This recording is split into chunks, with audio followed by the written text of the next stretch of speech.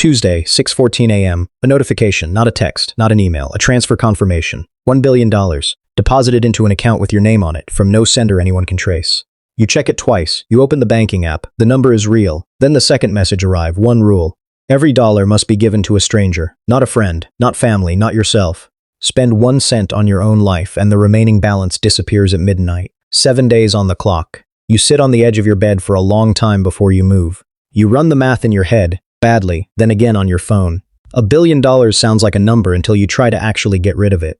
It stops sounding like money and starts sounding like a problem with a deadline. First instinct, cash. You walk outside and hand $100 to the first person you see, a man waiting for a bus. He stares at the bill, then at you, then walks away fast, like you might change your mind. That's when it hits you. $100 barely moves the number. You have roughly $1,650 to give away every single second for a week straight, whether you're awake or not. By 9 a.m., you're not handing out bills anymore. You're paying off strangers' mortgages. A woman at a coffee shop mentions, to no one in particular, that she's 3 months behind on her house payment. You call her bank from the counter. 11 minutes later, she owns her home outright. She doesn't cry right away. She just goes very quiet, the way people do when something is too big to feel yet. Word spreads faster than you expected. By noon, there's a crowd outside your building, not friends. Strangers who heard a stranger got a house paid off by another stranger. You didn't plan for an audience. You definitely didn't plan for how fast an audience turns into a line, then a line into a crowd control issue, then a crowd control issue into 2 police officers standing outside your door asking, politely, what exactly you think you're doing.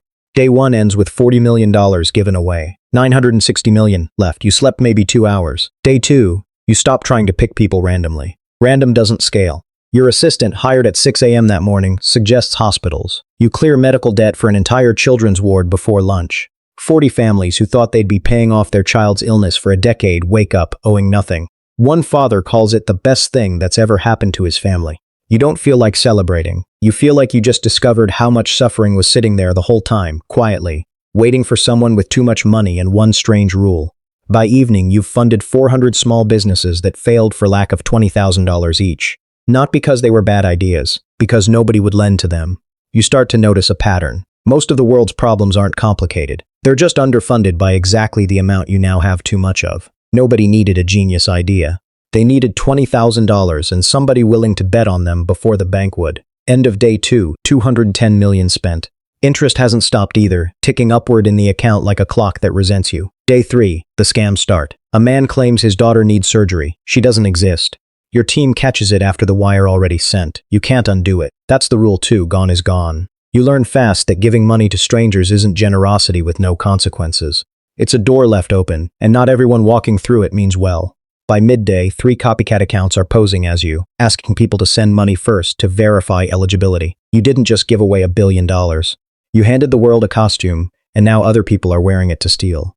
Your team spends 4 hours just reporting fake versions of you, which is a sentence you never expected to think, let alone live. Day 4, you go bigger because you have to. Individual stories don't move the number fast enough anymore. You wipe out medical debt for an entire state. $1.1 billion of it turns out to already be less than 1% of what's owed nationwide, but the recipients don't know that. To them, a stranger just erased a decade of collection calls. Then you try farmland relief, paying off predatory loans for family farms about to be foreclosed on. 3,000 families keep their land by sundown. You should feel triumphant. Instead, you feel the same thing you felt with the mortgages. This should not have required a stranger with a magic rule.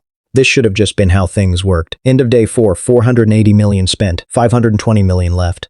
You are exhausted in a way sleep doesn't fix. The kind of tired that comes from watching need after need after need scroll past and knowing you still can't outpace it.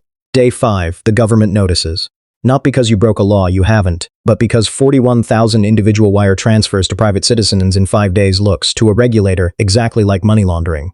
Your accounts get frozen for 6 hours while agencies argue over which one gets to ask the first question. The rule doesn't pause for paperwork. The clock runs whether your money can move or not. You lose $11 million of unspent time you'll never get back. And you learn something nobody tells you about generosity at this scale. Bureaucracy doesn't care how good your intentions are, only how fast your paperwork moves. When the freeze lifts, you stop giving in silence and start giving in public, transparent institutional transfers, verified organizations, matched dollar for dollar with independent oversight.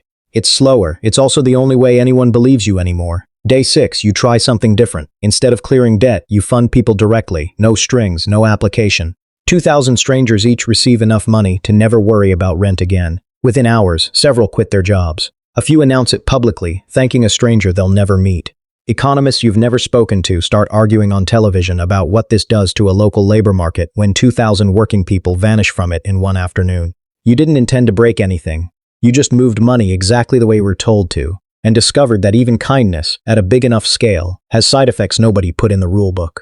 End of day 6, 890 million spent, 110 million left, and for the first time the number that terrifies you isn't the one in your account. It's the 6 figures still ticking in from interest that you now have less than a day to give away to. Day 7, you've learned the real bottleneck isn't finding strangers. It's finding ways to give that don't break something the moment the money lands. You spend the final hours funding a nationwide fund for people who fall through every other program. Too much income for aid, too little for stability. The exact gap you used to live in before any of this happened. At 11:58 p.m., the balance hits zero. Not because you spent every dollar cleanly, but because whatever's left simply disappears the way it was always going to. You sit in a quiet apartment that looks exactly like it did 8 days ago because you never spent a cent on yourself. Same bed, same chipped mug, same view. Nothing about your own life changed at all. But across the country, strangers are waking up without debt they've carried for years. Families are inside homes they thought they'd lose, and none of them know your name. Here's the part nobody warns you about giving away a fortune. It doesn't feel like generosity while you're doing it. It feels like triage. Like trying to bail out an ocean with a rule that says the bucket has to belong to someone else. You didn't get richer. You didn't get anything at all. And somehow that's the first week of your life that's ever felt like it mattered. So ask yourself the real question. If the money could never touch your own life, not $1, would you still have picked strangers over hesitation?